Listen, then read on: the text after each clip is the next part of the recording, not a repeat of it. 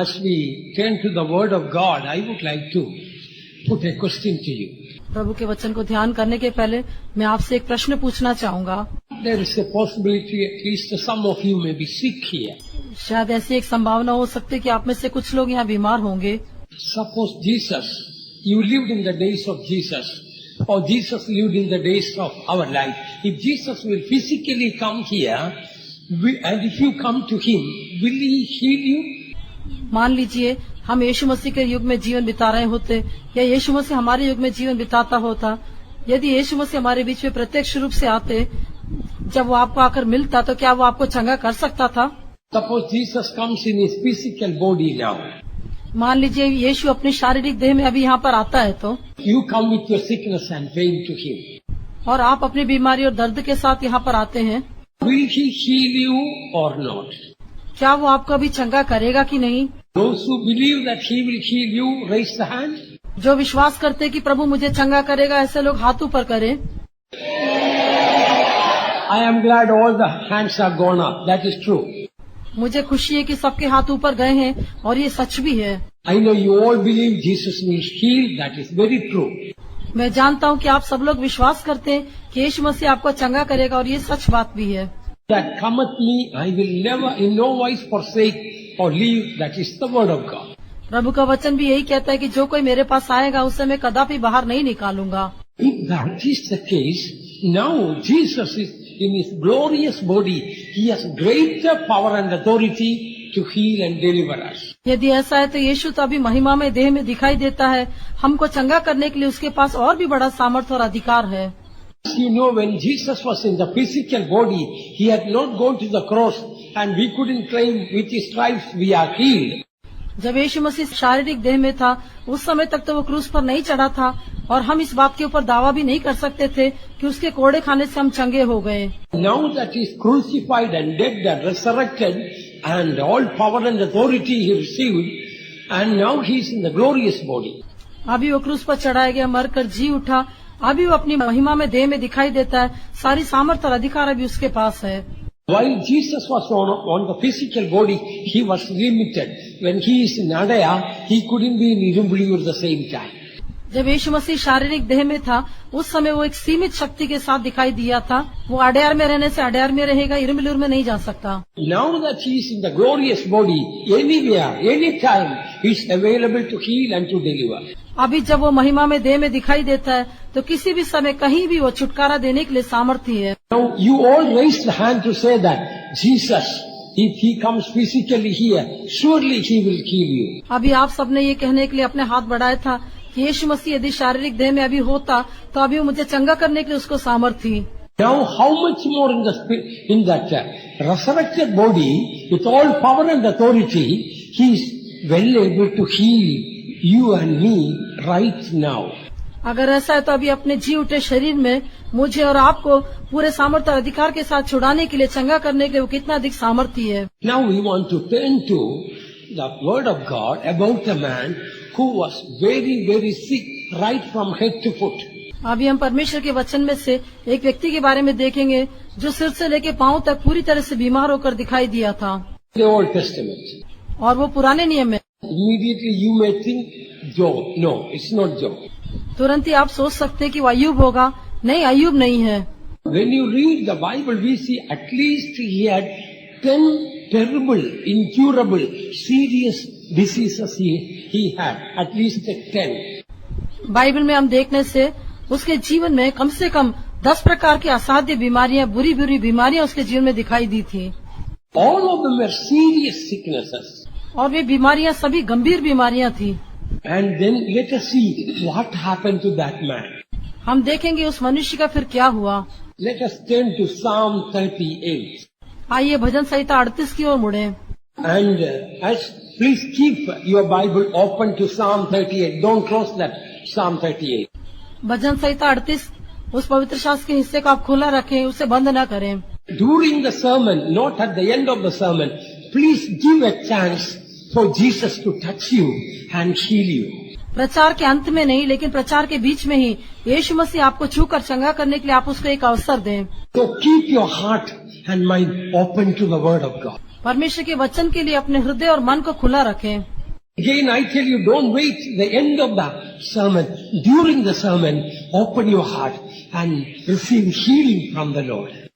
दोबारा मैं कहता हूँ कि प्रचार के अंत तक इंतजार न करें, प्रचार के बीच में ही अपना हृदय यीशु मसीह के लिए खोल दें ताकि वो आकर आपको चंगा करे। He sent His word and healed them and delivered them from their destructions. वो अपने वचन को भेजकर उनको चंगा करता और उन्हें उनके सब प्रकार के संकट से छुड़ाता है। Look at this psalmist, how many sicknesses this man had. अब इस भजन लिखने वाले को देखिए, उसके जीवन में कितनी बीमारियां दिखाई दी थी। Verse 2, for thine arrows stick fast in me. दूसरा वचन, क्योंकि तेरे तीर मुझको लगे हैं। Like somebody is throwing arrow and those arrows are sticking fast. He had shooting pain. जिस प्रकार से मानो कोई तीर मारता हो और वो तीर चुभने के समान उसके अंदर एक दर्द दिखाई दिया। Normally shooting pain means the pain, excruciating pain comes and goes and comes and goes. But here, thy arrows still fast in me means the shooting pain continues in the body. आमतौर पर ये चुभने वाला जो तेज दर्द रहता है, शरीर में आता और जाता रहता है, कभी अधिक दर्द होता है, कभी कम दर्द होता है। लेकिन यहाँ पर जब वो कहता है कि तेरे तीर मुझको लगे हैं, तो अर्थात वो तीर के समान चुभने वाला दर्द उसके अंदर हमेशा बना रहता है। Or somebody is shooting an arrow and the arrow remains in your body, it's not removed at all. Think about it. You cannot stand, you cannot sit, you cannot lie down. It's such a thing. मान लीजिए जब यदि आपको देखकर कोई तीर मारता है, वो तीर आपके शरीर में लगा ही रहता है, वो छूटता नहीं है, तो उसके कारण आप उठ नहीं पाते, आप खड़े नहीं हो पाते, आप कितना अधिक दर्द सहते होंगे। Second, thy hand presseth me sore. और दूसरा हम देखते हैं, मैं तेरे हाथ के नीचे दबा हूँ। God's hand was pressing him down in such a way. In the 6th verse he says, I am so much bowed down. I cannot even raise the head. I am really like a hunchback woman. परमेश्वर का हाथ उसको इतना अधिक दबा रहा था, इस कारण से वो 6वें वचन में कहता है कि मैं बहुत झुक गया हूँ, अर्थात वो कुबड़ी स्त्री के समान मैं पूरी तरह से झुक गया हूँ, मैं सीधा खड़े नहीं हो सकता। It was not an ordinary sickness. He says in the 6th verse, I am troubled, I am bowed down greatly, I go mourning all the day long. ये कोई साधारण बीमारी नहीं थी। 6वें वचन में वो कहता है, मैं बहुत दुखी हूँ और झुक गया हूँ, दिन भर मैं शोक का पहरावा पहने हुए चलता फिरता हूँ। Some saints think he was with that sickness deeply depressed, so bowed down heavily. कुछ संत लोग ऐसा सोचते हैं कि उस बीमारी के कारण वो बहुत अधिक निराशा के साथ एक झुकी हुई अवस्था में दिखाई दिया था। And then next sickness we find in the 3rd verse, there is no soundness in my flesh. तीसरे वचन में और अगली बीमारी के बारे में हम देखते हैं, मेरे शरीर में कुछ भी आरोग्यता नहीं। The same thing in the 3rd verse and 7th verse repeated. That means no soundness in the flesh. So it might have been a very serious sickness. तीसरे वचन में और 7वें वचन में उसी बात को दोहराया गया है। इस कारण से ये एक भयंकर बीमारी रही होगी जब वो कहता है, मेरे शरीर में कुछ भी आरोग्यता नहीं। Aches and pains all over the body, perhaps arthritis. सारे शरीर में हर जगह सूजन और दर्द होगा, शायद वो आर्थराइटिस की बीमारी हो सकती है। And in the 3rd verse says, there is no rest in my bones. तीसरे वचन में कहता है, मेरी हड्डियों में कुछ भी चैन नहीं। So either he had bone cancer or diabetes or both. इसलिए हो सकता है या तो उसको हड्डियों का कैंसर होगा या मधुमेह का रोग होगा, या दोनों भी हो सकता है। And then we read about high blood pressure. इसके पश्चात उच्च रक्तचाप के बारे में हम देखते हैं। 4th verse says, my iniquities are gone over my head and as an heavy burden, they are too heavy for me. 4थे वचन में कहता है, मेरे अधर्म के कामों में मेरा सिर डूब गया और वे भारी बोझ की नाई मेरे सहने के भार हो गए हैं। Obviously he was suffering from high blood pressure. स्पष्टतः वो उच्च रक्तचाप की बीमारी से पीड़ित था। While I'm speaking, I feel there are some dear ones with high blood pressure. Today the Lord wants to heal you. हाँ, बोलने के समय मुझे इस बात का एहसास होता है, यहाँ पर बैठे हुए कुछ लोग भी उच्च रक्तचाप की बीमारी से पीड़ित हैं। प्रभु आज आपको चंगा करेगा। Another sickness in the 5th verse, my wounds stink and are corrupt. 5वें वचन में और एक बीमारी के बारे में कहता है, मेरे कोड़े खाने के घाव भसाते हैं और सड़ गए हैं। He had such wounds that was stinging. उसके ऐसे घाव थे जिसमें से दुर्गंध आ रही थी। Not only wounds were stinging, but are corrupt, or pus was coming out. केवल घावों में से दुर्गंध आती थी इतना ही नहीं, लेकिन वो सड़ गए थे, अर्थात उसमें से मवाद निकलता था। Then we read about hernia or some venereal disease. फिर हम हर्निया नहीं तो और कोई नसों की बीमारी के बारे में देख सकते हैं। 7th verse, my loins are filled with a loathsome disease. 7वां वचन कहता है मेरी कमर में जलन है। Obviously, either hernia or some venereal disease. या तो हर्निया नहीं तो और कोई आंतों की बीमारी हो सकती। And next sickness, 8th verse, I am feeble and so broken. 8वें वचन में अगली बीमारी, मैं निर्बल और बहुत ही चूर हो गया हूँ। That means his body became very weak, perhaps losing weight and excruciating pain, as if the whole body was breaking into pieces. अर्थात उसका शरीर बहुत कमजोर हो गया था, अत्यधिक दर्द था, ऐसा लग रहा था मानो उसके शरीर के टुकड़े टुकड़े हो रहे हों। Perhaps severe rheumatic pain or some other painful sickness. शायद उसको बहुत कठोर रूमेटिक पेन होगा, नहीं तो और कई बीमारी हो सकती है। It is not the end of the list of the sicknesses. ये उसकी बीमारी की सूची का अंत नहीं है। He had severe heart problems. उसको एक गंभीर हृदय रोग की बीमारी भी थी। And we read about that in the 10th verse, my heart panteth, my strength faileth me, as for the, and also earlier verse says that because of the disquietness of my heart, in the 8th verse say, I have roared by reason of the disquietness of my heart. 10वें वचन में कहता है मेरा हृदय धड़कता है, मेरा बल घटता जाता है। इसके बारे में पहले वो 8वें वचन में कहता है मैं अपने मन की घबराहट से कराता हूँ। He had severe heart problem. He was roaring by reason of the disquietness of his heart. उसको एक गंभीर हृदय रोग की बीमारी थी, अपने हृदय की घबराहट के कारण वो कराता हुआ दिखाई दिया। My heart panteth, heart palpitation. मेरा हृदय धड़कता है। And that was not the end of the sickness. ये उसकी बीमारी का अंत नहीं था। He had terrible cataract. उसकी आंखों में मोतियाबिंद की बीमारी भी थी। As for the light of mine eyes, it also is gone from me. He became blind. 10वें वचन में कहता है मेरी आंखों की ज्योति भी मुझसे जाती रही, वो अंधा हो गया। Now if you go to a hospital, I don't think you will find a person with all this sickness from head to foot. यदि आप किसी अस्पताल में जाएंगे तो मैं नहीं सोचता ऐसा कोई एक व्यक्ति होगा जिसको सिर से लेके पांव तक इतनी बीमारियां होंगी। Some may have heart problems, some may have blood pressure problems, some may have wounds, or some may have cataract, or some may have rheumatism or arthritis. But can you put all these sicknesses together into one person? कुछ लोगों को हृदय रोग की बीमारी हो सकता है, कुछ लोगों को उच्च रक्तचाप की बीमारी हो सकती है, कुछ लोगों को दमे का रोग हो सकता है, कुछ लोगों को हड्डियों का कैंसर हो सकता है, लेकिन सारी बीमारी एक ही व्यक्ति के जीवन में आ सकती है क्या? Now Psalmist David, in spite of all these sicknesses, you know what was his prayer? इन सारी बीमारियों के बावजूद भजन लिखने वाले दाऊद की प्रार्थना क्या थी? Normally what will we pray if we are in that situation? आमतौर पर यदि हम इस परिस्थिति में दिखाई देंगे तो हमारी प्रार्थना कैसी होगी? Perhaps we may pray, Lord, it is too much, please take me. शायद हम इस प्रकार प्रार्थना करते हैं, हे प्रभु ये बहुत हो गया, अभी मुझे कैसे तो भी उठा ले। But do you know what was the prayer of David? लेकिन क्या आप जानते हैं कि दाऊद की प्रार्थना क्या थी? The next Psalm 39:13 says, "Oh, spare me, that I may recover strength before I go hence and be no more." अगला 39वें भजन का 13 वचन में वो कहता है, आह इससे पहले कि मैं यहाँ से चला जाऊं और न रह जाऊं, मुझे बचा ले जिससे मैं प्रदीप्त जीवन प्राप्त करूं। Oh, spare me, that I may recover strength before I go hence and be no more. मुझे बचा ले कि मैं यहाँ से चला जाऊं और न रह जाऊं, उसके पहले मैं एक प्रदीप्त जीवन को या अपने बल को प्राप्त करूं। Do you know what happened to that prayer? क्या आप जानते हैं कि उसकी प्रार्थना का क्या हुआ? Next verse, what do we read? अगले वचन में हम क्या पढ़ते हैं? Psalm 40, next verse we read, I waited patiently for the Lord, and He inclined unto me, and heard my cry.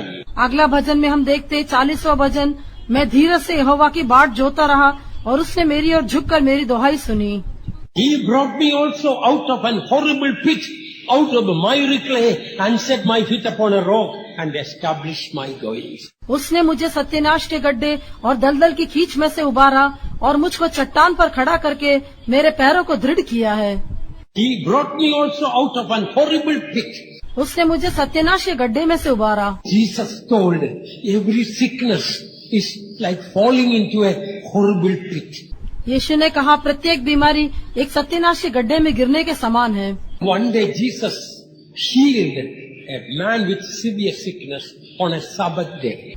एक बार एक विश्राम दिन को यीशु मसीह ने गंभीर रूप से एक बीमार व्यक्ति को चंगा किया। Hypocrites around him were very upset. लेकिन उसके चारों ओर जो कपटी लोग थे वे बहुत अधिक निराश हो गए। Jesus challenged them and told, यीशु ने उनको चुनौती देकर कहा, you have an ass and ox or an ox and will fall into a pit.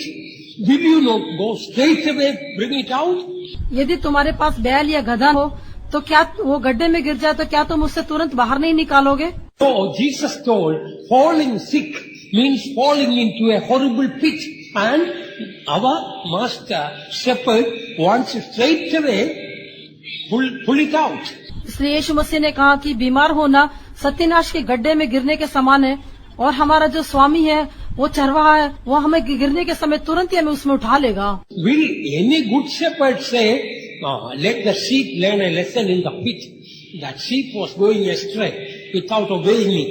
Let its leg break and learn a lesson. Remain in the pit another 1 week. क्या कोई चरवाहा इस प्रकार से कहेगा अच्छी बात है, उस भेड़ को अच्छी तरह से एक सबक सीखने दो, वो अपने ही मार्ग पर भटकती थी, अभी एक हफ्ते तक उधर ही पड़े रहने दो, उसका पैर टूटने से भी कोई बात नहीं, वहीं पर रहने दो। Jesus told, if your sheep will fall into a pit, will you not straight away go and pick it up or lift it up?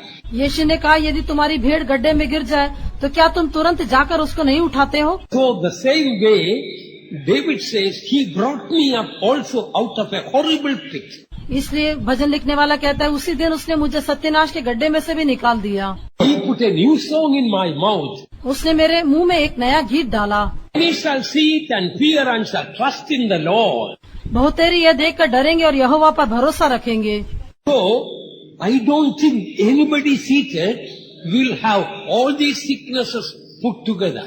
मैं नहीं सोचता कि यहाँ पर बैठे हुए किसी के जीवन में इतनी अधिक बीमारियां एक साथ रही होंगी। Oh, spare me that I may recover strength. हे प्रभु मुझे बचा ले कि मैं फिर से अपने बल को नया कर लूं। The Lord heard his cry परमेश्वर ने उसकी पुकार को सुना and brought him out of that horrible pit and put a new song of praise into his heart and mouth. उसको सत्यानाश के गड्ढे से उबारा और उसके हृदय और मुंह में एक नया गीत भी दिया जो परमेश्वर की स्तुति का है। Some of us are not healed because we ignorantly think God is punishing me. हम में से कुछ लोग चंगाई प्राप्त नहीं करते क्योंकि अपने अनजाने में ही हम इस प्रकार सोचते हैं कि प्रभु मुझे दंड दे रहा है। Pastor S.B. Ernest very often said, sickness does not glorify God, but healing glorifies God. Pastor S.B.. Ernst भी अक्सर इस प्रकार से कहा करते थे, बीमारी से कभी भी परमेश्वर की महिमा नहीं होती, चंगाई से परमेश्वर की महिमा होती है। Hey, your sickness and my sickness, that does not glorify God. But today, if we are healed, that brings greater glory to God. आज मेरी और आपकी बीमारी के द्वारा परमेश्वर के नाम की महिमा नहीं होती, लेकिन यदि आज हम जो चंगाई को प्राप्त करते हैं, वो प्रभु के नाम की महिमा का कारण होगा। Bible says sickness is a captivity. Bible कहती है बीमारी कहने से वो एक बंधुआई है। We read in Job 42:10 that Job prayed for his friends and the Lord turned his captivity and gave him twice as much as he had before. अय्यूब की पुस्तक 42वां अध्याय 10वें वचन में हम पढ़ते, जब अय्यूब ने अपने मित्रों के लिए प्रार्थना की तब यहूब ने उसका सारा दुख दूर किया, अर्थात उसको बंधुआई से लौटा दिया, और जितना अय्यूब का पहले था उतना दुगना यहोवा ने उसे दे दिया। In other words, when we are delivered from our sickness, God gives a double portion of blessing along with that. दूसरे शब्दों में, जब हम अपने बीमारियों के में से छुटकारा प्राप्त करते हैं तो उसके साथ ही साथ दुगनी आशीष भी हम प्राप्त करते हैं। Today when you receive healing from the Lord, not only healing comes, a double portion of blessing also comes along with that. आज जब आप अपनी बीमारी से चंगाई प्राप्त करते हैं तो न केवल आपको बीमारी से चंगाई मिलती है, साथ ही साथ आपको दुगनी आशीष भी प्राप्त होती है। Sickness is a bondage. बीमारी एक बंधुआई है। When Jesus healed that woman with hunchback, and when people questioned him, he told, she is a daughter of Abraham, Satan bound for 18 years, should not I loose her from that bondage. जब यीशु मसीह ने उस कुबड़ी स्त्री को चंगा किया, उस समय जब लोगों ने उससे प्रश्न पूछा, तब यीशु मसीह ने लोगों को देखकर पूछा, इस स्त्री को क्या मैं छुटकारा न दूं, क्योंकि ये तो इब्राहिम की बेटी है जिसे शैतान ने 18 वर्ष से बांध रखा था। Your sickness is a bondage. Today the Lord wants to set you free. आपकी बीमारी एक बंधुआई है, आज के दिन प्रभु आपको उसमें से छुटकारा देना चाहता है। Son makes you free, you are free indeed. यदि पुत्र तुम्हें स्वतंत्र करे तो तुम निश्चय स्वतंत्र हो जाओगे। Know the truth and the truth shall set you free. तुम सत्य को जानोगे और सत्य तुम्हें स्वतंत्र करेगा। If you think sickness is sanctifying you, यदि आप ऐसा सोचते बीमारी आपको पवित्र कर रही है, we will pray, oh God, make all the Adaya believers sick, let them remain in their home, and the church be empty, let them get sanctified in their beds. तब हम इस प्रकार से प्रार्थना करेंगे, हे प्रभु, यहाँ के सारे विश्वासी लोग बीमारी के बिस्तर पर रहने दो, ये कलीसिया खाली रहना चाहिए, तभी तेरी महिमा होगी। वे अपने अपनी बीमारी के बिस्तर पे पवित्र हो जाए, ऐसा हम प्रार्थना करेंगे। The devil is the author of sickness. शैतान ही बीमारी को लेकर आने वाला है। It is true, God permits at times. हाँ, ये भी सच है कि कई बार परमेश्वर बीमारी की अनुमति देता है। What we read in the Word of God, God anointed Jesus of Nazareth with the Holy Spirit and power. He went about doing good and healing all that were oppressed of the devil. परमेश्वर के वचन में हम पढ़ते हैं कि परमेश्वर ने किस रीति से यीशु नासरी को पवित्र आत्मा और सामर्थ से अभिषेक किया, वो भलाई करता और सबको जो शैतान के सताए हुए थे अच्छा करता फिरा। Healing all that were oppressed of the devil means sickness is an oppression from the devil. सबको जो शैतान के सताए हुए थे अच्छा करता फिरा, ऐसा कहने का अर्थ है बीमारी कहने से वो भी शैतान का एक सताव है। What is interesting in that verse is that Jesus went about doing good and healing all the sick. Jesus was going about looking for sick people, not sick people were looking for Jesus. इस वचन में जो दिलचस्प बात है कि यीशु मसीह भलाई करता और सबको जो शैतान के सताए हुए अच्छा करता फिरा, इसका अर्थ ये नहीं कि यीशु मसीह सब बीमारों को ढूंढ के गया, उनको चंगा करने के लिए गया, बीमार लोग उसको ढूंढ कर नहीं आए। Of course, there are cases in some cases, sick people went about seeking for Jesus. That is true. हाँ, ऐसा भी एक है, कई बार बीमार लोग यीशु मसीह को ढूंढ कर गए थे, वो भी सच है। We read in Acts 10:38, Jesus went about doing good and healing all those who were oppressed of the devil. लेकिन प्रेरितों के काम उसका 10:38 में हम पढ़ते हैं कि यीशु मसीह भलाई करता फिरा और सबको जो शैतान के सताए हुए थे अच्छा करता फिरा। Words, Jesus is more interested to heal you than you are interested to be healed. दूसरे शब्दों में कहे तो आप जितना चाहते कि यीशु आपको चंगा करे, उससे बढ़कर यीशु मसीह आपको चंगा करने में दिलचस्पी रखता है। Never think it is too late for any sickness to be healed. कभी भी ऐसा न सोचें आपकी कोई भी बीमारी से आपको चंगाई मिलने में बहुत देरी हो जाएगी। There was a man once far away from the meeting place, somewhere outside, just listening to the sermon. एक बार एक व्यक्ति आराधना स्थल से बहुत दूरी पर था और वो वहाँ से संदेश को सुन रहा था। He was not a believer.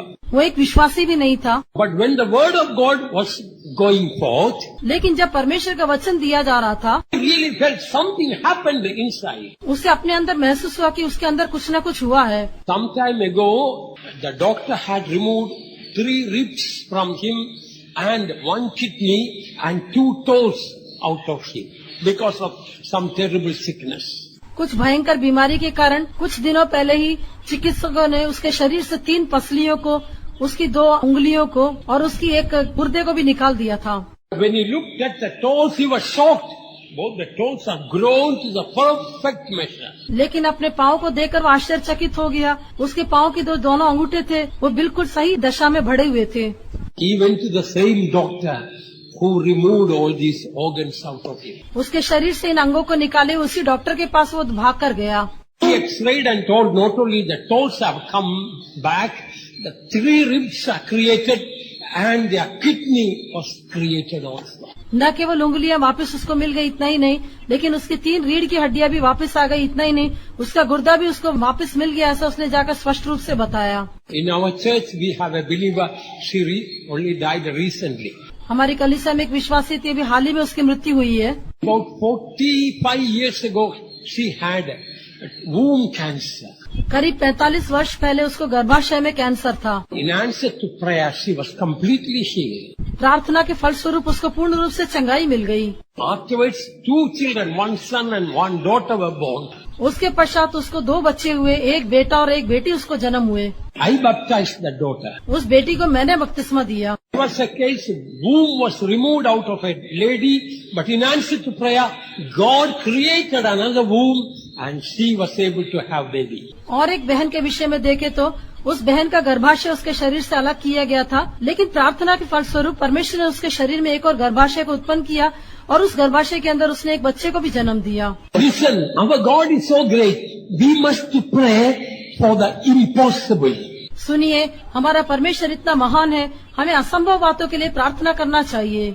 It is easier for God to do a hard thing than a small is easier. परमेश्वर के लिए छोटा सा एक काम करने से बढ़कर एक बड़ी बात करना उसके लिए बहुत आसान है। It is easier for God to do a difficult thing than to do an easy thing. परमेश्वर के लिए आसान काम करने से बढ़कर कठिन काम करना बहुत आसान है। A child of God, do you believe that? प्रिय परमेश्वर के बच्चे, क्या आप इस बात पर विश्वास करते हैं? God is so great, it is easier for God to do a difficult thing than an easy thing. हमारा परमेश्वर इतना महान है, एक आसान काम से बढ़कर कठिन काम करना हमारे परमेश्वर के लिए इतना आसान है। For example, one day when Jesus was preaching and the house was full, a paralyzed man was brought by 4 people and they broke open the roof and brought down that man. उदाहरण के लिए जब यीशु मसीह एक स्थान में प्रचार कर रहा था, उस समय में घर पूरा लोगों से भरा हुआ था। तब एक व्यक्ति जो कि लकवे का मारा हुआ व्यक्ति था, उसको 4 मनुष्य उठाकर उसके पास लेकर आए। Then we can understand he was fully paralyzed. हम जानते पूर्ण रूप से वो झोले का मारा हुआ एक व्यक्ति था। You know what Jesus spoke? यीशु ने क्या कहा? You know what Jesus spoke? क्या आप जानते यीशु ने क्या कहा? He challenged the congregation. उसने इस भीड़ को देखकर चुनौती दी। This is the easier thing to do. कौन सा काम करने के लिए आसान है? To forgive this person sins or to make the person to take the bed and walk. Which is easier? क्या इस व्यक्ति के पापों को क्षमा करना या इसके खाट उठाकर चलने के लिए इसको मजबूत करना ये आसान है? Honestly tell me. I am going to ask a question. मैं आपसे भी एक प्रश्न पूछूंगा, आप भी सच्चाई से उत्तर दें। Tell me honestly. आप मुझे ईमानदारी से उत्तर दें। Suppose a person paralyzed is brought here. मान लीजिए यहाँ पर झोले के मारे हुए एक व्यक्ति को लेकर आया जाता है। He cannot move. वो हिल भी नहीं सकता। For a long time he didn't walk. He was in that state. काफी समय तक वो ऐसी एक अवस्था में था, वो चल नहीं पाता था। 4 persons were needed to bring in. उसको उठा के लाने के लिए 4 लोगों की आवश्यकता पड़ी थी। If you are asked a question, यदि आपसे एक प्रश्न पूछा जाता है तो whether to forgive this man's sin, will that be easier, or making the person to take up the bed and walk, which will be easier? इस व्यक्ति के पापों को क्षमा करना क्या आसान बात है? नहीं तो इस मनुष्य को ऐसा करके खाट उठाकर चलने के लिए इसको बलवंत करना वो आसान है। Tell me naturally what will you answer? बताइए स्वाभाविक रूप से आप क्या जवाब देंगे? What is in your heart only tell. आपके हृदय में जो है वो बताइए। If I were in that place, I will say it's easy to forgive his sins. Making him to take the bed and walk, oh, that is horrible. Even if a person is healed, you need physiotherapy, how to make the person to walk. And then after some 6 months only. यदि मैं उसके स्थान पर होता तो मैं तो इस प्रकार कहता कि उसके पापों को क्षमा करना तो आसान बात है, क्योंकि यदि वो व्यक्ति को चंगाई देने से भी फिर वो उठकर चल नहीं पाएगा, उसके लिए उसको कुछ फिजियोथेरेपी की आवश्यकता होगी। उसके बाद 6 महीने के पश्चात ही वो चल पाएगा। But Jesus asked, which is easier? लेकिन यीशु ने पूछा कौन सा आसान है? And the Lord wanted to show what is easier. Take up your bed and walk straight. फिर प्रभु बताना चाहता था कि कौन सी बात आसान है, इसलिए उसने कहा उठ अपनी खाट उठाकर चल फिर। Even if you are a strong man, if you are asked to take up your bed today, will you take up? Unless you are a Samson. चाहे आप एक बहुत बलवंत व्यक्ति हो, लेकिन यदि आपसे कहा जाएगा तो अपने खाट उठाकर चल फिर, तो यदि आप शिमशोन नहीं है तो क्या आप ऐसा उठा के चल पाएंगे? So God wanted to show it is easier for God to do a difficult thing than an easy thing. परमेश्वर इस बात को बताना चाहता था, आसान बात को करने से बढ़कर परमेश्वर के लिए कठिन बात करना आसान था। It is very easy to heal you right now. He sent not His words, His word and healed them and delivered them from their destructions. अभी उसको आपको चंगा करना बहुत ही आसान है, क्योंकि परमेश्वर के लिए अपने वचन को भेजकर उनको चंगा करना उसके लिए बहुत आसान बात है। उसने अपने वचन को भेजकर उनको चंगा किया, उनको सारे संकट से छुड़ाया। God dwells in the realm of the supernatural. परमेश्वर जो है अलौकिक बात है, जो असंभव बात है, उसके बीच में वास करता है। His name is wonderful.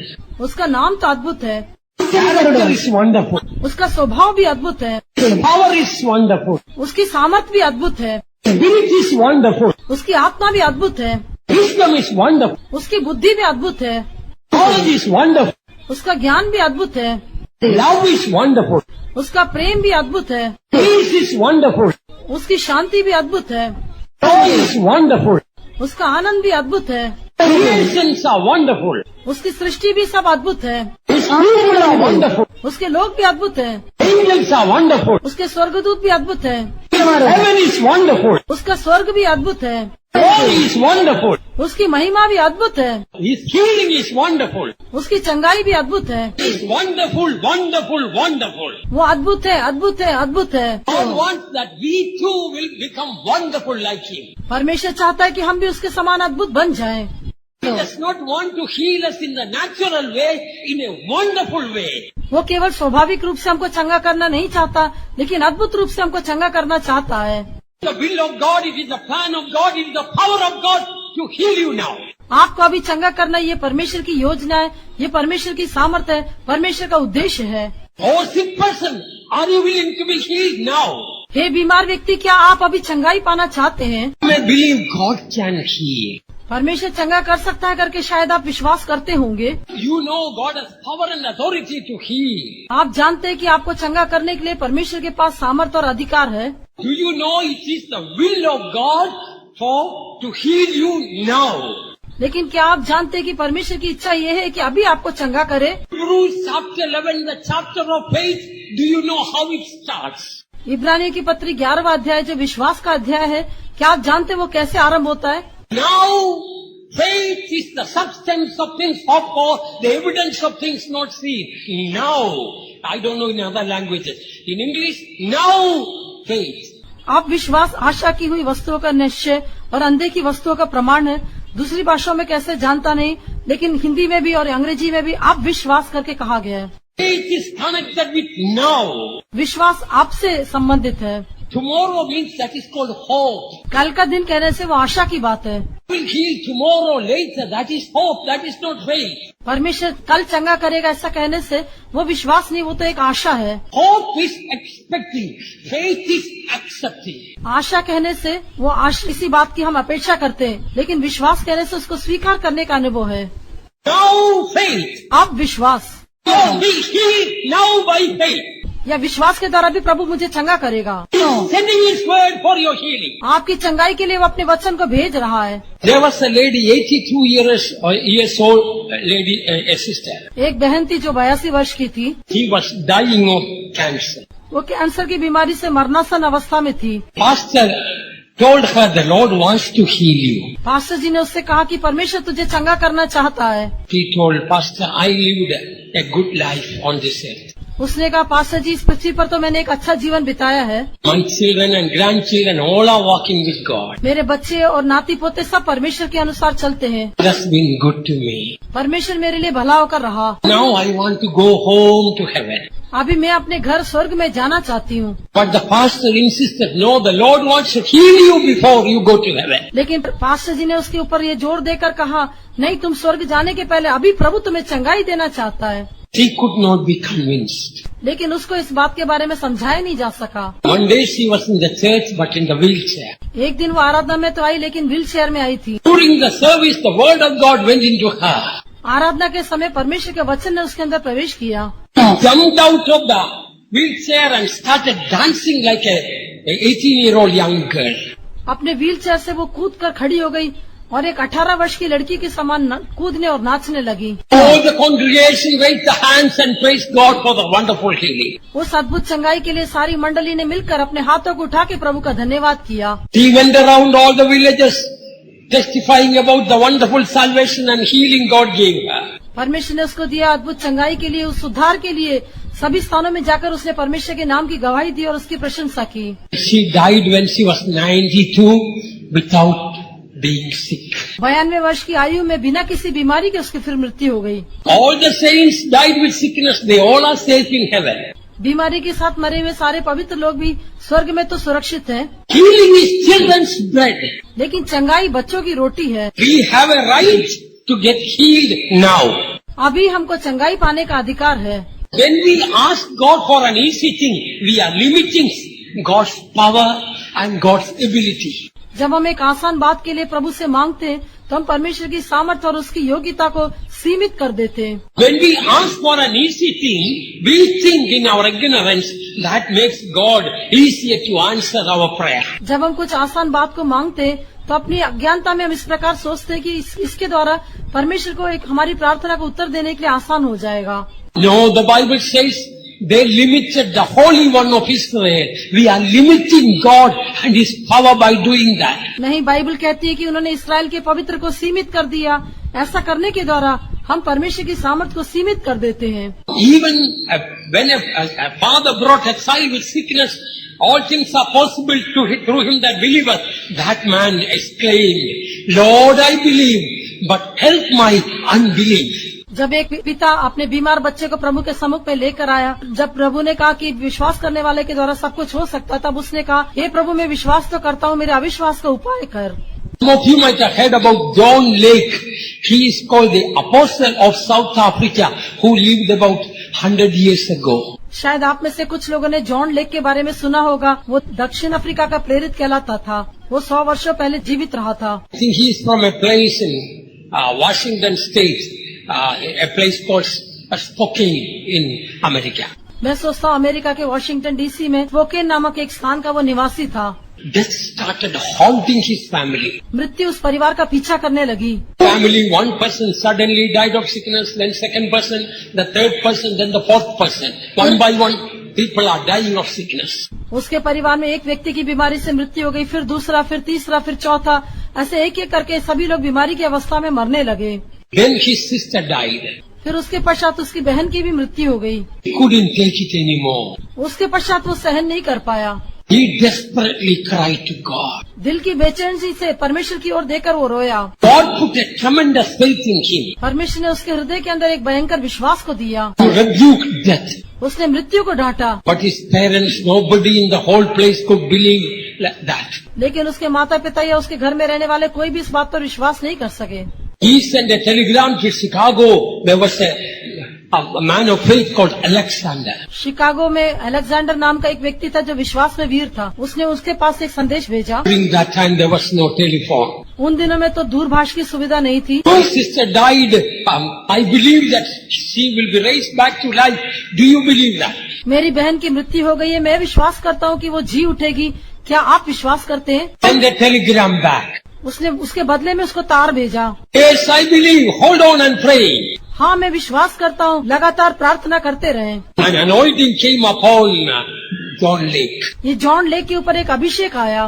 He looked at the dead, cold body. उस मरे हुए ठंडे शरीर की ओर उसने देखा।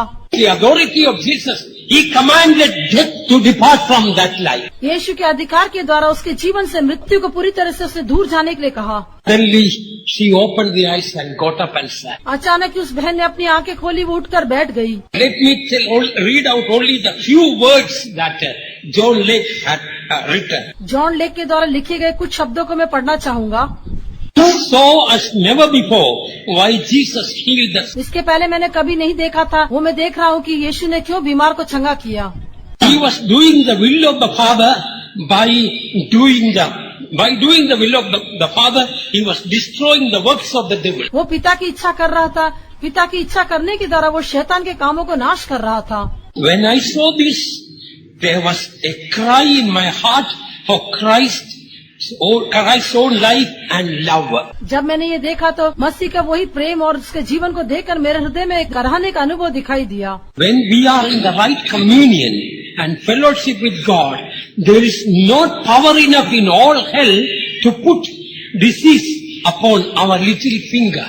जब हम परमेश्वर के साथ एक सही संपर्क में हम दिखाई देते हो, हमारी छोटी से छोटी उंगली में भी कोई बीमारी आने के लिए शैतान को अनुमति देने के लिए नहीं हो सकेगा। शैतान को बिल्कुल भी इसके लिए अधिकार नहीं होगा। I don't know how these truths work in other souls, but when I saw for the first time by the word of God that sickness was not the will of God, but the work of the darkness, and that Jesus Christ said Satan was the author of sickness, everything in my nature rose up to defeat the will of the devil.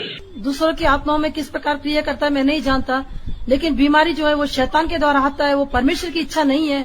परमेश्वर की सामर्थ को जब मैंने इस बात को महसूस किया, every fiber of my being wanted to defeat the will of the devil. मेरे शरीर का एक एक अंतरात्मा, मेरा जीव, वो शैतान की इच्छा को पूरी तरह से पराजित करने के लिए उठ खड़ा हुआ।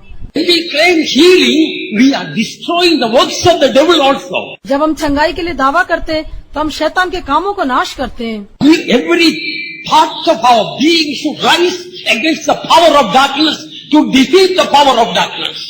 अंधकार की शक्ति को पराजित करने के लिए, अंधकार की शक्तियों के विरोध में हमारे शरीर का एक एक अंश, एक एक जीव उठ खड़ा होना चाहिए। Now, before closing my words, I wanted to tell something very important which I didn't mention earlier for our healing. अपने शब्दों को समाप्त करने के पहले चंगाई के लिए जो बहुत ही अत्यावश्यक बात है, जो मैं पहले मैंने नहीं कहा था, वो अभी मैं कहकर समाप्त करना चाहूंगा। God is seeing our heart. Why you want to get healed? आप क्यों चंगाई पाना चाहते हैं, आपके हृदय के उस कारण को प्रभु जानना चाहता है। Told you don't close Psalm 38. मैंने आपसे कहा था भजन संहिता 38 के इस हिस्से को बंद नहीं करना। But what we read there, what was the reason why Psalmist says, "Oh, spare my life, let me recover my strength." Why? Why he wants to be healed? जब भजन लिखने वाला कहता है मुझे बचा ले जिससे मैं प्रदीप्त जीवन को प्राप्त करूं, अर्थात मैं बल प्राप्त करूं, अर्थात वो ये कहना चाहता था कि वो क्यों चंगाई पाना चाहता है। God is looking at your heart. Why you want to be healed? परमेश्वर आपके हृदय को देखता है, आप क्यों चंगाई पाना चाहते हैं। Key for the healing is in the 9th verse.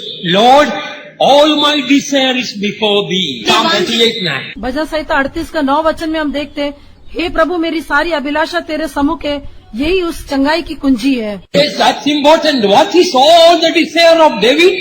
हाँ, यही मुख्य है। दाऊद की सारी अभिलाषा क्या थी? One thing I desire, that I seek after, that I may dwell all the days of my life in the temple of the house of God, and to behold the beauty of the Lord. एक बार मैंने यहोवा से मांगा है, उसी के यत्न में लगा रहूंगा कि मैं जीवन भर यहोवा के भवन में रहने पाऊं, जिससे यहोवा की मनोहरता पर दृष्टि लगाए रहूं और उसके मंदिर में ध्यान किया करूं। Here, David says in the 9th verse, all my desire, oh Lord, you know my desire. What is that? 9वें वचन में दाऊद कहता है कि हे परमेश्वर तू मेरे सारी अभिलाषा को जानता है। वो उसका कौन सा आग्रह था? One thing I desire, and that I seek after. एक बात का मैंने आग्रह किया है और उसी के आग्रह यत्न में लगा रहूंगा। Dwell in the house of God all the days of my life. For what? To behold the beauty of the Lord. कि मैं जीवन भर यहोवा के भवन में रहने पाऊं। किस कारण से? जिससे यहोवा की मनोहरता पर दृष्टि लगाए रखूं। Another translation says to taste the sweetness of God. दूसरे एक अनुवाद में कहा गया है प्रभु की मधुरता को चखने के लिए। You know the whole purpose of the creation of man is to enjoy God. क्या आप जानते हैं कि मनुष्य की सृष्टि का जो संपूर्ण उद्देश्य ये है कि आप प्रभु का अनुभव करें, उसमें आनंदित हो सके। You are enjoying the money, enjoying the mansions, and enjoying the people in the world, enjoying so many things. It's all vanity and emptiness. आप संसार में धन संपत्ति को, पैसे को, आलीशान महलों को, संसार के सुख विलासों का अनुभव करते हैं, वो सब व्यर्थ है, वो सब नाशवान है। One desire we must have like David the psalmist. भजन लिखने वाले दाऊद के समान हमारा एक ही आग्रह होना चाहिए। Dwell in the house of the Lord all the days of my life to behold the beauty of the Lord. कि मैं जीवन भर यहोवा के भवन में रहने पाऊं, जिससे यहोवा की मनोहरता पर दृष्टि लगाए रहूं। So what is the greatest beauty that we can enjoy? Beauty of holiness. सबसे बड़ी सुंदरता कौन सी है जिसको हम अनुभव कर सकते हैं? वो है उसकी पवित्रता की सुंदरता। If you see Taj Mahal, I have never seen. If you go to the Mysore Vrindavan, I have never been there, or some other places, that beauty may attract us maybe for a few minutes. यदि आप ताजमहल देखने जाते हैं, मैंने तो देखा नहीं है। यदि आप मैसूर में वृंदावन गार्डन देखने के लिए जाते हैं, वो भी मैंने देखा नहीं है। वहाँ आप जाने से थोड़े समय के लिए उसकी सुंदरता आपको आकर्षित करती होगी। But to behold the beauty of holiness, how much time is needed according to the psalmist? लेकिन उसकी पवित्रता की सुंदरता को देखने के लिए भजन लिखने वाले के अनुसार हमें कितना समय लगेगा? All the days of my life to behold the beauty of holiness. कि मैं जीवन भर उसकी पवित्रता की सुंदरता पर दृष्टि लगाए रहूं। A great love for purity must begin in our heart. हमारे हृदय में पवित्रता के बारे में एक बड़ा प्रेम दिखाई देना चाहिए। If you want to be healed today, यदि आज आप चंगाई पाना चाहते हैं, there must be a correct, right motivation. तो उसके लिए ठीक प्रकार का एक उद्देश्य दिखाई देना चाहिए। What is that motivation in your heart? आपके हृदय में आपको किस बात की प्रेरणा होनी चाहिए? I want to behold the beauty of the Lord. मैं परमेश्वर की सुंदरता को देखना चाहता हूँ। I want to grow in the holiness of God. मैं प्रभु की पवित्रता में बढ़ना चाहता हूँ। In other words, David says, spare me, Lord. I want to still grow in your holiness. या दूसरे शब्दों में जैसा भजन लिखने वाला कहता है, मुझे बचा ले, मैं तेरी पवित्रता में बढ़ना चाहता हूँ। One sick man told me, एक बीमार व्यक्ति ने मुझसे कहा, pray for me. I want to see my son growing. Pastor ji मेरे लिए प्रार्थना करें, मैं अपने बच्चे को बढ़ते हुए देखना चाहता हूँ। Fairly soon he died. शीघ्र ही उसकी मृत्यु भी हो गई। Why he wanted to be healed? He wanted to see his son growing. That's all. वो क्यों जीवित रहना चाहता था? वो केवल अपने बच्चे की बढ़ोतरी को देखना चाहता था। Some people, they want to be healed and live what for? कुछ लोग चंगाई पाकर किसके लिए जीवन बिताना चाहते हैं? I want to see my son growing. मैं अपने बच्चे को बढ़ते हुए देखना चाहता हूँ। And afterwards what? उसके पश्चात क्या है? I want to see my son getting married. मैं अपने बेटे का विवाह होते हुए देखना चाहता हूँ। And afterwards what? फिर उसके पश्चात क्या है? I want to see a grandchild. मैं नाती पोता को देखना चाहता हूँ। Naturally, there is nothing wrong in all these things. स्वाभाविक रूप से देखे तो इन बातों में कुछ गलती तो नहीं है, You don't have the right motivation for God to heal you. लेकिन प्रभु आपको चंगा करने के लिए आपके अंदर एक सही कारण दिखाई नहीं देता। 2 weeks ago, one sister told me, 2 सप्ताह पहले एक बहन ने मुझसे कहा, in a particular service, she was healed of some problem in her eye. एक आराधना चलने के समय अपनी आंखों की बीमारी से उसको चंगाई मिली। And then after the healing, she came and told me, चंगाई के पश्चात उसने आकर मुझसे कहा, I have a great desire. I want to continue my Sunday school ministry. Pastor ji मुझे एक बड़ा आग्रह है, मैं अपनी संडे स्कूल की सेवा लगातार करना चाहती हूँ। Problem in the eye was hindering it. लेकिन समस्या ये थी कि मुझे आंखों में रुकावट थी। Lord, I want to continue my ministry. हे प्रभु, अभी मैं अपनी सेवा को लगातार जारी रखना चाहती हूँ। Then the Lord healed her, completely healed her. फिर प्रभु ने उसको पूर्ण रूप से चंगाई दी। Dear child of God, प्रिय परमेश्वर के बच्चे, why you want to be healed? आप क्यों चंगाई पाना चाहते हैं? Do you have the right motivation in your heart? क्या आपके हृदय में इसके बारे में एक सही उद्देश्य दिखाई देता है? I want to grow in my spiritual life. मैं अपने आत्मिक जीवन में आगे बढ़ना चाहता हूँ। I have a long way to grow in holiness to become like Jesus. यीशु के समान बनने के लिए, पवित्रता में मुझे बढ़ने के लिए एक बहुत लंबा रास्ता आगे रखा गया है। Time is up. Let me close my words. समय होने को है, मैं अपनी बातों को समाप्त करना चाहता हूँ। It's time for you to be healed. ये समय आ गया है कि आप चंगाई प्राप्त करें। Have a right motivation. उसके लिए आपके अंदर एक सही उद्देश्य पाया जाना चाहिए। Like David, you must say, "Oh, spare me. Let me recover strength now." Dawood के समान आप भी कहे कि हे परमेश्वर मुझे बचा ले, जिससे मैं फिर से बलवंत हो जाऊं। Perhaps you have many sicknesses in your body. शायद आपके शरीर में कई प्रकार की बीमारी होगी, It's never too late for God to touch you. लेकिन परमेश्वर आपको छूने के लिए अभी देरी नहीं हुई है। Now faith. It is the time for you to be healed, not tomorrow. आपको चंगाई पाने का समय कल नहीं, आज ही है। आज ही वो समय है। Shall we all stand up now? आइए हम सब खड़े हो जाएं। Right now, we are not going to lay hand upon you, but you must claim healing. अभी हम अपने हाथ आपके सिर पर नहीं रखेंगे, लेकिन आप लोग चंगाई का दावा करना चाहिए। He wants to heal each and every one of us right now. अभी हमारे को वो पूर्ण रूप से चंगा करना चाहता है। All come forward as much as possible. जितना हो सके आप सब लोग आगे आ जाइए। You must get healed today. आज आप चंगाई पाना चाहिए। Does not glorify God. Healing glorifies God. बीमारी कभी भी परमेश्वर की महिमा नहीं करती, लेकिन चंगाई के द्वारा ही परमेश्वर की महिमा होती है। All keep coming forward, right up to the front. आगे तक सब लोग कृपया थोड़ा थोड़ा करके आगे आप बढ़ते जाइए। Hands of Jesus are outstretched towards you. यीशु के हाथ आपकी ओर फैलाए गए हैं। Don't pray for an easy thing. एक आसान बात के लिए आप प्रार्थना न करें। Pray for the impossible. That will greatly glorify the name of the Lord. असंभव बातों के लिए प्रार्थना करें, उसके द्वारा परमेश्वर की महिमा कर पाएंगे। There is nothing too hard for our great God. हमारे महान परमेश्वर के लिए कुछ भी बात कठिन नहीं है। Hands are outstretched to heal you now. आपको चंगा करने के लिए उसके हाथ फैलाए गए हैं। Feel the healing. चंगाई को प्राप्त करें। Feel the healing. चंगाई को प्राप्त करें। Receive the healing. चंगाई को प्राप्त करें।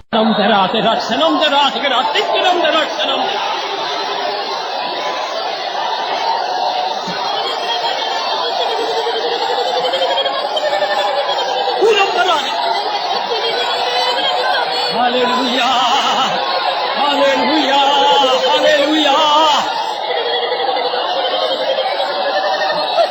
Hallelujah! Hallelujah! Be healed in the name of Jesus. Be healed in the name of Jesus. Uramdara, Shalomdara, Hira, Hira.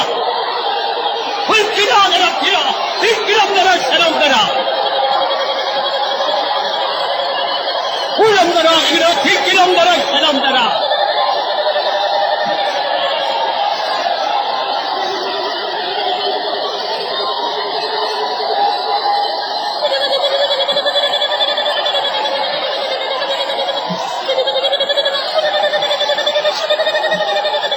Hallelujah! Hallelujah! Hallelujah! Hallelujah! Ulamdara, Hikiramdara. In Jesus' name, be healed in Jesus' name. Be healed in Jesus' name.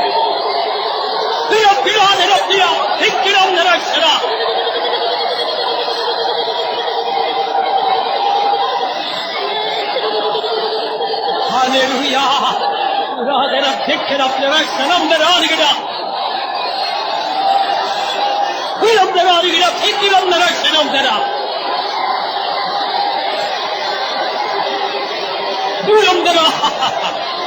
I rebuke it. I rebuke every disease. I rebuke the power of the devil. I rebuke the power of disease. In the name of Jesus, go. Ulamdara, Hikiramdara. Ulamdara, Hikiramdara, Shalomdara. Ulamdara, Hikiramdara, Shalomdara, Hikiramdara.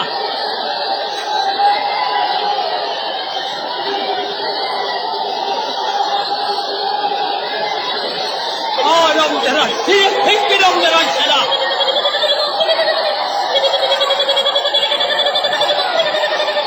Ulamdara, Hikiramdara,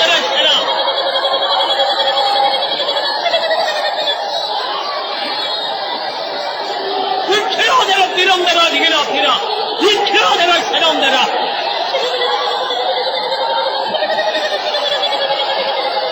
Hallelujah. Be healed.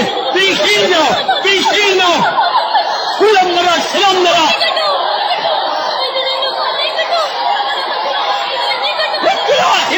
Hikiramdara, Hikiramdara, Shalomdara.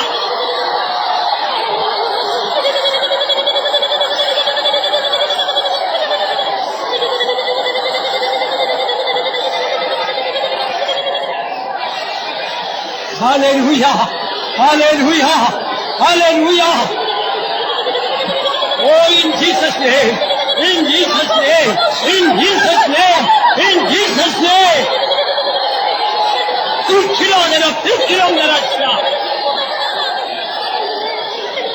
Hallelujah! Hallelujah!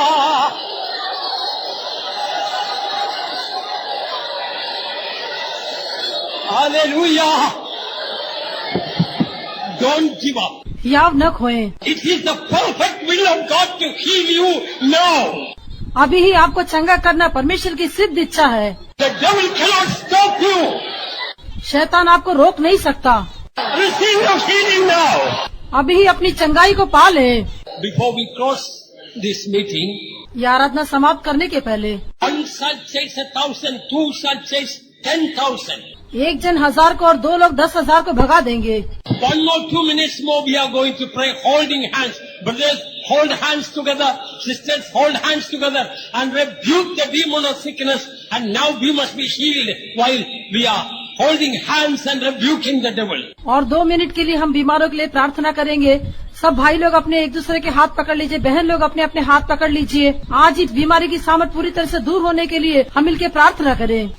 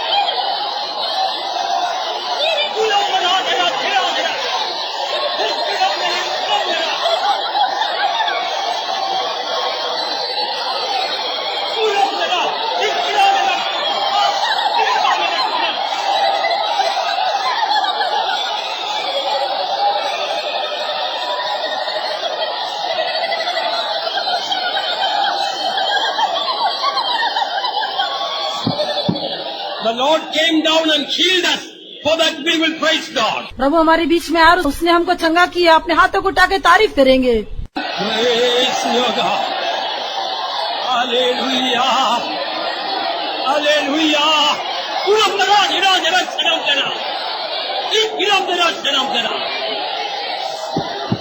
All those who have been healed by the Lord today, put up the hands and praise God. आज जिन्होंने भी यीशु के द्वारा चंगाई प्राप्त की है, अपने हाथों को उठा के आप प्रभु की तारीफ करें। Praise your God. Hallelujah. Hallelujah. Hallelujah. Hallelujah. Now before we close out the meeting and we will go to the dedication of the child, at least 2 or 3 of you who have been healed in this meeting come forward and give 1 minute testimony. आज हमारी आराधना समाप्त करने के पहले, बच्चे की प्रतिष्ठा के पहले, चंगाई प्राप्त किए हुए कम से कम 2 या 3 लोग आकर अपनी गवाही आगे आकर दे सकते हैं। Quickly come and give the testimony about the healing God gave you today. आज प्रभु ने आपको जो चंगाई दी उसके बारे में आप जल्दी आके गवाही दीजिए। கர்த்தருக்கு ஸ்தோத்திரம். நான் ஒரு 6-7 மாத காலமாக இந்த வலது கையானது எனக்கு மிகவும் ஒரு வேதனை கொடுத்துக் கொண்டது. என்னால் சரியாக எழுதப்படாது, எப்பொழுதும் அந்த வலி இருந்து கொண்டது. கர்த்தர் இந்த வேளையில் எனக்கு பூர்ணமான ஒரு சுகத்தை தந்தபடியா இந்த தேவனை நான் நன்றியோடு ஸ்தோத்திரிக்கிறேன்.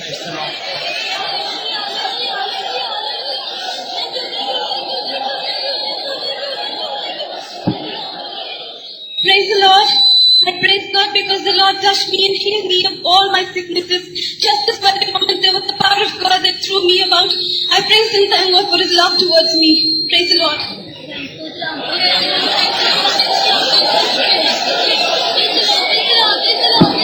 Praise the Lord. I had a severe pain in my 2 fingers, right hand, for the past 10 days. Today, Lord touched me by His Holy Spirit. I'm healed completely. I praise God for that.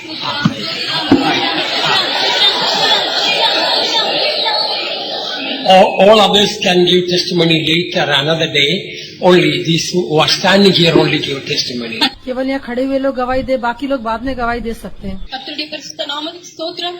நான் இங்கு பலவீனப்பட்டு மிகவும் ஜுரத்துடன் வந்து கடந்த 4 நாட்களாக எனக்கு மிகவும் ஜுரத்தினால் இரவு முழுவதும் கஷ்டப்படுவேன். காலையில் ஜுரம் இருக்காது, அப்படியாய் கஷ்டப்பட்டு நான் இங்க வந்து உட்கார்ந்து கழுத்தெல்லாம் ஒரே வலி, இரவெல்லாம் எனக்கு தூக்கம் இல்லை. பிசாசு என்னை ஏதோ கழுத்தை பிடிச்சு அமுக்குவது போல ஒரு பெரிய பிரமையோடு கூட இங்க வந்து அமர்ந்திருந்தேன். கர்த்தருடைய பலத்தினால் நான் இன்று நோக்கு கொடுத்தேன். கர்த்தாவே, பிசாசு இந்த வியாதி கொடுத்திருக்கிறார். நீர் சர்வ வல்லமையுள்ள தேவன், இந்த இடத்துல நீர் என்னை சுகமாக்குவீரானால் நான் உமக்கு சாட்சியாய் ஜீவிப்பேன். தெய்வீக சுகத்தில் நிறுத்தி இந்த கிருபை தாரும் என்று ஜெபிக்கும் போது கர்த்தர் இந்த பரிபூர்ணமா இந்த கழுத்து வலியில் இருந்தும் இந்த தொண்டையெல்லாம் அடைக்கப்பட்டிருந்தது. தொண்டை வலியில் இருந்து எனக்கு பூரண சுகத்தை கொடுத்தார். கர்த்தருடைய பரிசுத்த நாமத்து கொடான கொடி ஸ்தோத்திரம்.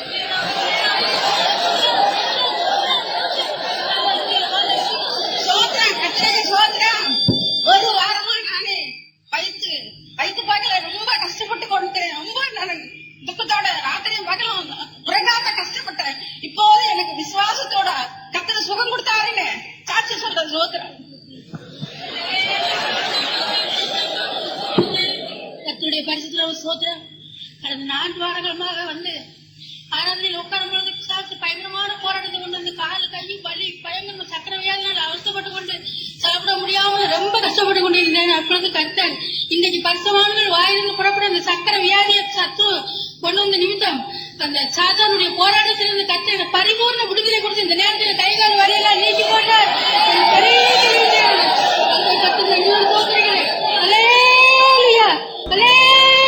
Have a day of being upheld by God's love. Subscribe and press the bell icon below for more biblical creatives. Your subscription and share may bring blessings to many.